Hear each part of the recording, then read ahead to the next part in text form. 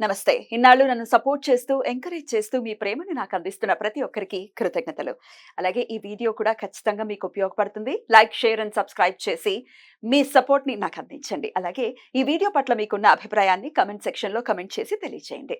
ఇప్పుడు వీడియోని చూద్దాం. నమస్తే, వెల్కమ్ టు అవర్ ఛానల్. నేను పద్మిని. ప్రస్తుతంతో పాటు ప్రముఖ ఆధ్యాత్మికవేత్త, వాస్తు జ్యోతిష పండితులు, న్యూమరాలజిస్ట్ శేషగిరిరావు గారు మనతో పాటు ఉన్నారు. మాట్లాడదాం. సార్ నమస్తే. సార్ నమస్తే. సార్, శత్రు నిర్మూలన అనేది కావాలి మాకు. శత్రువుల వల్ల రకరకాల భయాలతో మేము ఇబ్బంది పడుతూ ఉన్నాము. ప్రాణభయం ఉండొచ్చు, రకరకాల పరువుని పోగొట్టేటటువంటి పరిస్థితి ఉంటుంది. ఒక్కొక్కసారి శత్రువు రకరకాలుగా వస్తూ ఉంటారు కదా.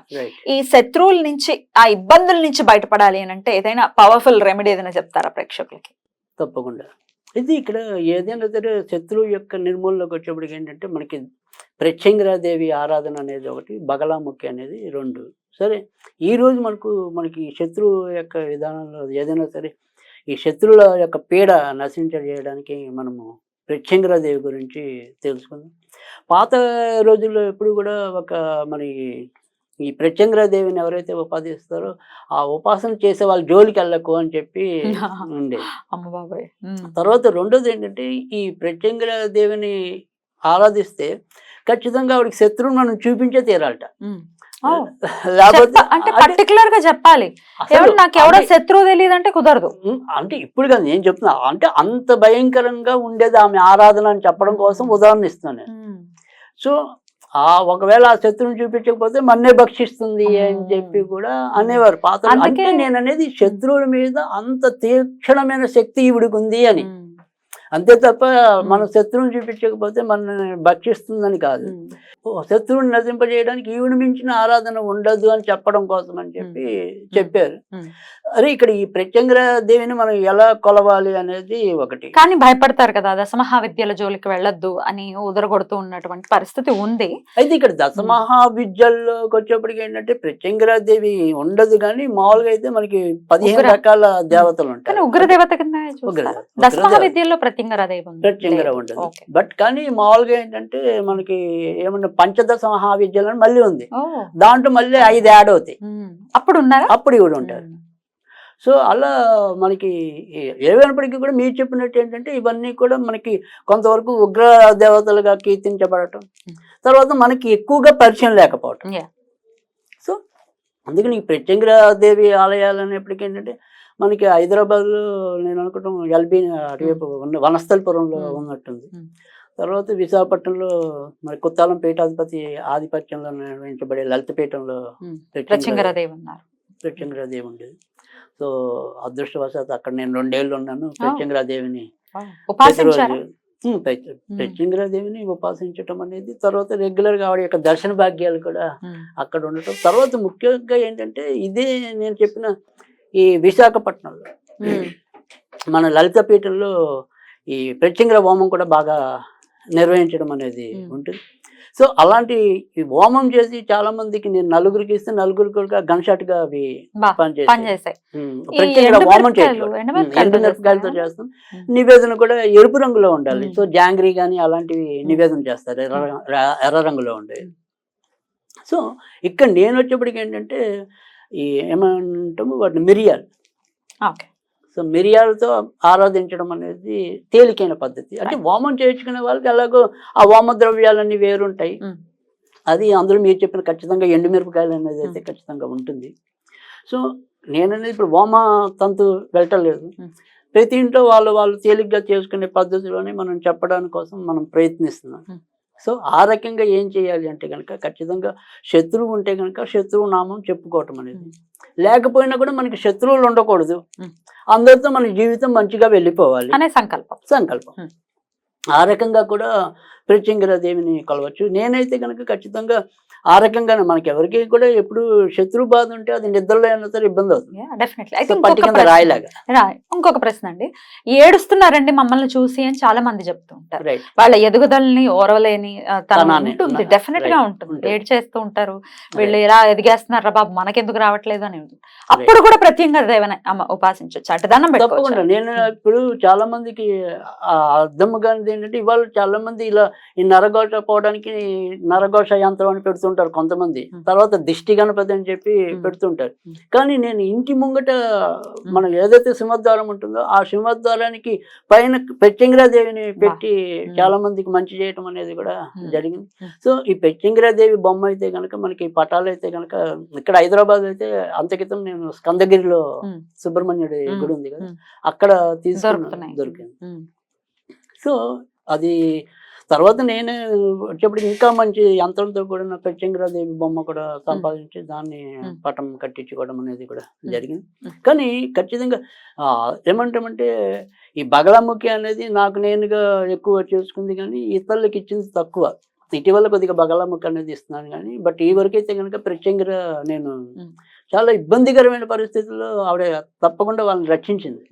ఇంట్లో మరి మేము చేసుకోవాలండి, ఈ హోమాల విషయాలు పక్కన పెట్టేస్తే అదిగా ఇంట్లో చేసుకోవాలంటే అమ్మవారి పటం ఖచ్చితంగా ఉండాలా, ఇట్లాంటి రకరకాల డౌట్లు వస్తాయి, ఎలా చేసుకోవాలి? అది అమ్మవారి పటం పెట్టుకున్నప్పటికీ కూడా తప్పేం లేదు. అయితే ఇక్కడ అమ్మవారి ఫోటో పెట్టుకోవాలనుకున్నప్పుడు ఏంటంటే అది దక్షిణం వైపు ఆవిడ ఉండాలి. సో దక్షిణం వైపు కనుక ఆవిడ ఫోటో పెట్టుకుని నిరభ్యంతరంగా, అంటే మన ఎదురుగుండా కాకుండా పక్కకి మనం సాధారణ తూర్పులో ఉంటాం, తూర్పు మొహం చూస్తాం.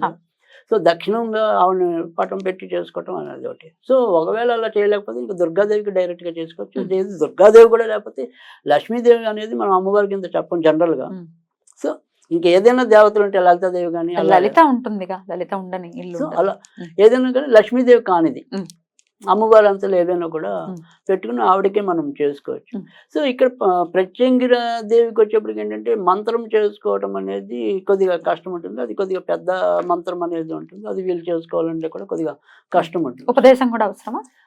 ఉపదేశం ఉంటే మరీ మంచిదే, కానీ అంత తేలిగ్గా వచ్చే మంత్రం కాదు, కొద్దిగా కఠినంగానే ఉండటం అనేది ఉంటుంది. అందుకే మనం సింపుల్గా ఏంటంటే అందరూ తేలిగ్గా చేసుకునేందుకు ప్రత్యంగిర గాయత్రి ఉంటుంది, అది చేసుకోవటం అనేది ఉత్తమం. సో దాన్ని ఎలా చేసుకోవాలి అంటే కనుక ఓం కరాల వదనాయ విద్మహే జివాగ్రజాల ధీమహి తన్నో ప్రత్యంగిర ప్రచోదయాత్.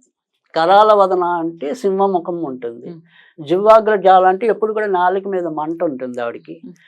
సో ఏదైతే నాలుక అంటే మనకి ఎప్పుడు కూడా మాట వల్లే మనకి శత్రువులు వస్తారు. అంటే మన యొక్క హిందూ ధర్మంలో మీరు ఎప్పుడు కూడా ఏదైనా సరే లోతుగా ఆలోచిస్తే అది ఖచ్చితంగా దాని స్వరూపం ఏంటనేది అర్థమవుతుంది. సో ఈ శత్రుత్వం అనేది మన మాటల వల్లే వస్తాయి ఎక్కువ శాతం. సో దాని మీద ఎప్పుడు మంట ఉంటుంది, అంటే అలాంటి శత్రుత్వాన్ని దహింపజేసేది కాబట్టి ఆవిడ నాలుక మీద ఎప్పుడు కూడా మంట ఉండటం అనేది ఉంటుంది. కనుక అది ఓం కరాల వదనాయ విద్మహే జివాగ్రజాల ధీమహి తన్నో ప్రత్యంగిర ప్రచోదయాత్. ఇది 27 సార్లు చదివి ప్రతిరోజు కూడా, అంటే ఇప్పుడు అదొకసారి చదువుతాం, ఒక మిరియం గింజ అక్కడ వేస్తాం, మళ్ళీ రెండోసారి చదువుతాం, మళ్ళీ ఒక మిరియం గింజ వేస్తాం. అమ్మవారి దగ్గర మనం ఇప్పుడు ఏదైతే అక్షంతలు ఎలా వేస్తామో ఆ అక్షంతల రూపేణ ఈ మిరియాలు వేస్తాం.